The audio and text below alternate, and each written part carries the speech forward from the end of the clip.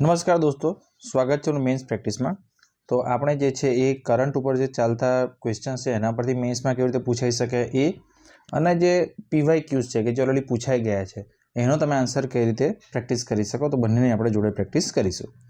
તો આજનો આપણો ટોપિક છે what you understand by trade war, discuss its impact on India. Trade વોરથી આપ શું સમજો છો, ભારત ઉપર તેની થતી અસર વિશે ચર્ચા કરો। તો સામાન્ય રીતે આનો આન્સર કેવી રીતે લખી શકાય આપણે જોઈએ। એ પહેલાં એક તમને જાણકારી કે જો તમે મેન્સ પ્રેક્ટિસ માટે જોડાવા માંગતા હોય તો મેન્ટરશિપ છે 1000 રૂપીસ પર મંથના હિસાબે જે તમારે પે કરવાનું થશે। કેમ તો ક્લાસ 1-2માં પણ સિલેક્શન થયું છે, ડિવાઇસનું જે હમણાં રિઝલ્ટ આવ્યું એમાં પણ જે છે મેન્ટરશિપ માટે સિલેક્શન થયું છે, જેની માહિતી ઓલરેડી આપણે યુટ્યુબ ચેનલ ઉપર આપેલી છે। એક ટેલિગ્રામ ગ્રુપ પણ છે, જીપીએસસી ધ ફ્યુચર, લિંક તમને ડિસ્ક્રિપ્શન બોક્સમાં મળશે, તમે જોડાઈ શકો છો। અને લાઇક શેર અને સબસ્ક્રાઈબ કરવાનું ના ભૂલતા। તો ટ્રેડ વોરથી આપ શું સમજો છો, ભારત ઉપર તેની અસર વિશે ચર્ચા કરો।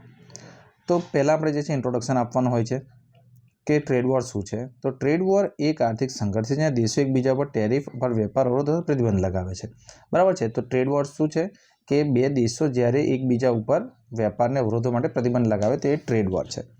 સામાન્ય રીતે જે છે શેના માટે, તો કે જે પોતાના દેશના જે ઉદ્યોગ હોય છે એને જે છે સુરક્ષિત રાખવા માટે ટ્રેડ વોર શરૂ કરવામાં આવે છે અને સામાન્ય રીતે બીજો દેશ જે છે એના ઉપર સામે જવાબ આપે છે। જેમ કે યુએસનું ટ્રેડ વોર 2018-2020 ચાલ્યું હતું અને હાલમાં પણ જે છે એ 24-25માં યુએસનું ટ્રેડ વોર ચાલ્યું છે। ટ્રમ્પે જે છે રેસિપ્રોકલ એના પર ટેરિફ લગાવવાનું શરૂ કર્યું તો ચાઇનાએ પણ જે છે એ જવાબ આપ્યો છે। પાર્ટ 2માં લખી શકે કે ભાઈ ભારત ઉપર તેનો પ્રભાવ, ટ્રેડ વોર વિશે વાત કરી લીધી, ભારત ઉપર તેનો પ્રભાવ તો કયું થશે, તો કે ભાઈ નિકાસ ઉપર અસર થશે। તો કે ભાઈ ચીનથી કંપનીઓ દૂર જશે, કારણ કે ચીનનો જે માલ છે એ ધારો કે બીજા દેશોમાં મોંઘો થાય, જેમ કે અમેરિકામાં મોંઘો થાય તો અમેરિકાની કંપની વિચારે કે એના કરતાં આપણે ઇન્ડિયામાં પ્રોડક્શન કરીએ તો ત્યાંથી જે છે એ સસ્તું આપણને લેબર પણ મળી રહેશે અને એના ઇન્ડિયા પર જે છે વધારે ટેક્સ પણ યુએસએ નાખેલો નથી। બીજું કે ભારતની નિકાસ ઘટી શકે, કેમ કે બીજા દેશ જ્યારે ભારત ઉપર ટેક્સ લગાડશે તો ભારતની નિકાસ ઘટી પણ શકે છે। તો બંને રીતે જે છે એ પોસિબિલિટી છે કે નિકાસ વધી પણ શકે છે, જે એવા દેશો જે ચાઇનાથી કંપની આવશે તો, પણ એવા દેશો કે જે ઓલરેડી ઇન્ડિયામાં છે એની નિકાસ ઘટી શકે છે। એક ઇન્ફોર્મેશન પણ જોડે આપણે મૂકી છે, કારણ કે ઇન્ફોર્મેશન લખવાથી જે છે તમારો માર્ક વધારે આવે છે કે 2023માં ભારતની કુલ નિકાસ જે છે WTOએ કીધું કે $450 બિલિયન જે હવે ઘટી શકે છે। બીજું રાઇઝિંગ ઇમ્પોર્ટ કોસ્ટ, ઇમ્પોર્ટ મોંઘો થાય, સીધી વસ્તુ છે ઇમ્પોર્ટ મોંઘો થાય, કારણ કે જ્યારે ભારતની સરકાર જેમ કે ફોર એક્ઝામ્પલ ચાઇના ઉપર આપણે ડમ્પિંગ ડ્યુટી લગાવી, જેમ કે હાલમાં સ્ટીલ ઉપર લગાવી છે, બરાબર છે, પછી ઇલેક્ટ્રોનિક આઇટમ પર લગાવી છે, તો એને લીધે જે છે એ ભારત જે છે એ ચાઇનાથી ઇલેક્ટ્રોનિક વસ્તુઓ, ઓટોમોબાઈલ્સ, દવાઓ ઇમ્પોર્ટ કરે છે, તો એ જે છે ટેરિફ લગાવવાને કારણે મોંઘી થઈ જાય છે। પરિણામે જે છે ભારતને જે છે અમુક વસ્તુઓ મોંઘી પડી શકે છે। પછી ઇમ્પેક્ટ પડી શકે છે impact on job and industries.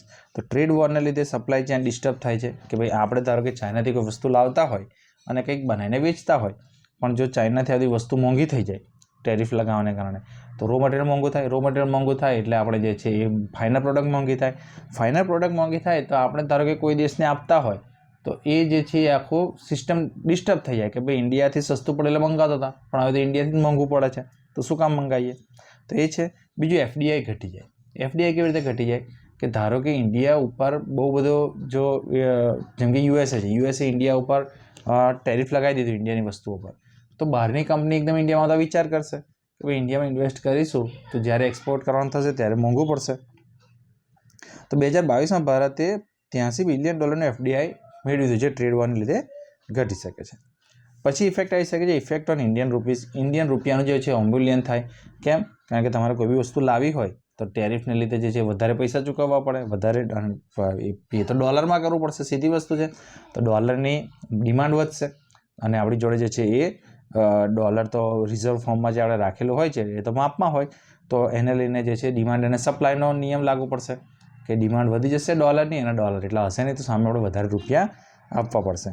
તો 2023માં જે છે US ડોલર 83 સુધી પહોંચી ગયો હતો। ટ્રેડ વોર એને જે વધારે હજુ કમજોર કરી શકે છે, તો આટલું તમારે લખવું પડે। ત્યારબાદ એન્ડ લખી શકાય, એન્ડમાં જે છે તક અને પડકાર બંને છે, મેં જેમ વાત કરી ટ્રેડ વોર માટે ભારતમાં રિસ્ક પણ છે। રિસ્ક એ છે કે ભારત ઉપર જ્યારે ટ્રેડ વોરની અસર થાય તો ભારતમાંથી જે છે એ એફડીઆઈ નહીં આવે, ભારતમાંથી જે છે એક્સપોર્ટ નહીં થઈ શકે, બરાબર છે. ભારતમાં ઇમ્પોર્ટ કરવાનું મોંઘું થઈ જશે. અને તક પણ છે કે જો ભારત ઉપર ટેરિફ બહુ દેશો ના લગાડે અને ચાઇના ઉપર લગાડે ખાલી, જેમ કે USA અને યુરોપિયન કન્ટ્રીઝ, તો જે છે બધી કંપની ચાઇના છોડીને ઇન્ડિયામાં આવી જાય કે ભાઈ ઇન્ડિયામાં પ્રોડક્શન કરો, એના ઉપર ટેક્સ વધારે લગાડતા નથી બીજા દેશો. હા, ફાયદો બીજો એ છે કે સ્થાનિક ઉદ્યોગોને જે છે એ વૃદ્ધિમાં તક મળશે કે બહારથી વસ્તુ મોંઘી થશે તો લોકો સ્થાનિક વસ્તુ ખરીદશે, તો એ એક ફાયદો છે. તો ઉકેલ એ છે કે ભારતે વૈવિધ્યકરણ લાવવું જોઈએ અને સ્થાનિક ઉત્પાદન પણ વધારવું જોઈએ. પોતાના બાસ્કેટ્સ ભારતે વધારવા જોઈએ, કે એવું નહીં કે ખાલી આપણે ઇલેક્ટ્રોનિક અને ઓટોમોબાઈલ્સ પર જ કામ કરવાનું. આપણે ડેરી પ્રોડક્ટનો પણ એક્સપોર્ટ કરવો જોઈએ, ફિશરિંગ એમાં આવી જાય એનો એક્સપોર્ટ કરવો જોઈએ, લોકલ મેન્યુફેક્ચરિંગ વધારવું જોઈએ, સ્કિલ આઈટીમાં આપણી જે સ્કિલ છે એને જે છે એન્હેન્સ કરવાની જરૂર છે. તો આ રીતે જો તમે આન્સર લખો તો જે છે તમને પૂરા 10માંથી કમસે કમ 7.5 8 માર્ક મળે. તો આ કરંટ બેઝ થઈ ગયું. તો લાઇક અને સબસ્ક્રાઈબ જરૂર કરજો. આપણે આ રીતે જે બી ડેલી ધ હિન્દુમાં ટોપિક્સ આવે છે એને ક્વેશ્ચન ફોર્મમાં જે છે આપણે જોઈશું કે ખરેખર જો પૂછાય તો એને કઈ રીતે લખી શકાય. બરાબર છે. બાકી ડિસ્કશન માટે તો તમે ઘણા બધા ફોલો કરતા જશો. ઓનલી આઈએસ સારામાં સારું અત્યારે માનવામાં આવે છે, પણ જે છે જ્યારે ક્વેશ્ચન પૂછે તેના આન્સર તમે કેવી રીતે લખી શકો તો આપણે એના પરથી બનાવી શકીએ છીએ. તો એ પ્રેક્ટિસ માટે તમે આપણી ચેનલને જોઈન કરી શકો છો. તો લાઇક અને સબસ્ક્રાઈબ જરૂર કરજો. PYQs જે છે, જે પ્રિવિયસલી આસ્ક ક્વેશ્ચન છે એનો પણ જે છે આપણે સોલ્યુશન જોઈશું. તો એ નેક્સ્ટ આના પછી એક વિડીયો આવશે, એમાં એ તમને મળી જશે. તો ફરી મળીશું. Thank you. જય હિન્દ.